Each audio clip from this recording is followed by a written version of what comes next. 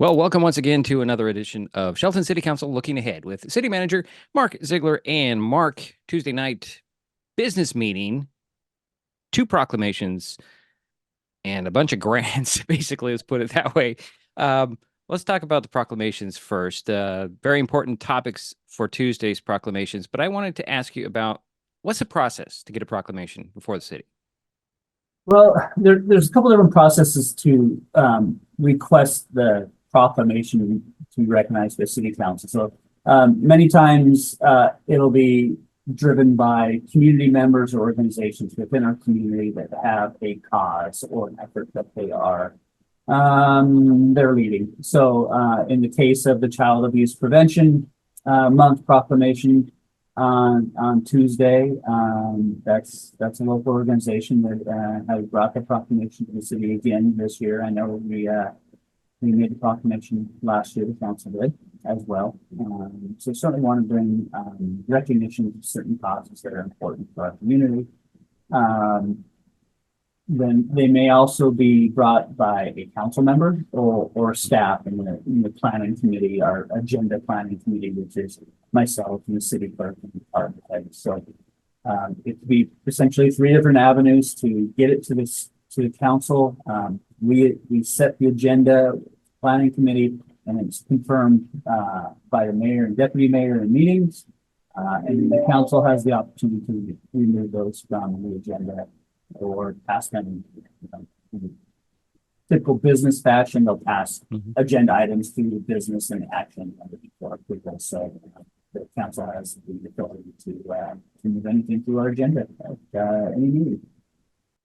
So if you want to put a proclamation before the city council, you just need to contact Donna, right? Essentially, yeah, the city clerk's office, forward the proclamation. We like to have a description of, who, what, why, where, who you are, why you're bringing that to city's attention, and why it might be important to bring to the community's attention to the proclamation process. Okay, so people can keep that in mind. Let's get on to your agenda, the business and the action. Lots of things relating to grants the city has earned. Yeah. I'm just going to turn it over and let you talk about each grant as you see fit. Perfect. So the action agenda has 3 projects that are either partially or fully grant funded.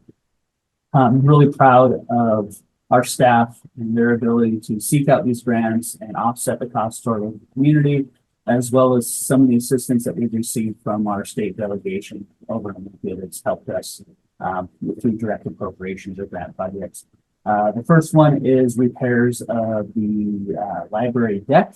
So this is a capital project funding program through the State Department of Commerce. We received a 50% match for this project, which is estimated to be about $140,000 to replace the waterproofing membrane and the railings on the deck at the library that will allow for access to the public to that space. So it basically adds square footage, adds floor space to individuals who are visiting the library, and activates that space down there. So we're really looking forward to that.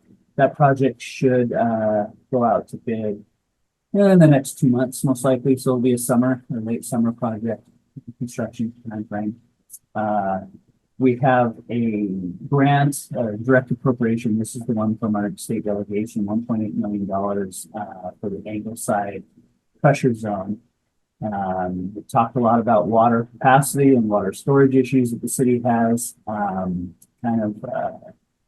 These are kind of historical issues, I think, with the city of Shelton that are coming to the forefront with some of the development that's not being monitored. So some of the residential development specifically, and being able to provide the adequate water supply, not only for potable water use, but fire flow and firefighting needs. So we have to have a certain amount of water in our storage tanks to maintain fire flow, to meet the International Fire Code. Some of our tanks aren't able to carry that capacity as they're currently configured. There's one up on Harvard Street on the south side of town. So this $1.8 million grant will correct that.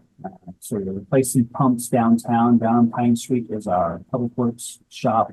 And there's also a pump station there that pumps water from downtown, from the well sites up on Mountain View, downtown, up to Angleside. There's no well on the south side of town to draw water out of the ground. So it goes from downtown up the hill to the tank, fill the tank, and it's distributed to the whole south side of town.